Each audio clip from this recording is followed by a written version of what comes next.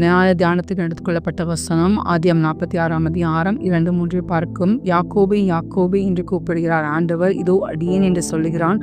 அப்பொழுது அவனுக்கு தரிசனமாகி சொல்லுகிறான், எகிப்து தேசத்துக்கு போக நீ பயப்பட வேண்டான்னு சொல்லி அவனோடு இடைப்படுவதை நாம் பார்க்கிறோம். இன்னைக்கு யாக்கோபோடு கர்த்தர் இடைப்படுவதை நாம் பார்க்கிறோம். இன்னைக்கு அவன் சொல்லுகிறான், யாக்கோபு யாக்கோபு என்று கூப்பிட்டு இதோ அடியேன் என்று சொல்லும்போது எவ்வளோ பெரிய ஒரு கிருபை யாக்கோபுக்கு ஆண்டு கொடுத்திருந்தா. சாமுவேலின் புஸ்தகத்தை நாம் பார்க்கிறோம். அங்கேயும் அதே போல வார்த்தைகள் சொல்லப்படுகிறது. சாமுவேலே சாமுவேல் என்று கூப்பிடும்போது இதோ அடியேன் கேட்கிறேன் என்று சொன்னது போல இன்னைக்கு ஆண்டோட சத்தத்தை கேட்டு அதன்படி நடக்கிறவளாய் காணப்பட வேண்டும்.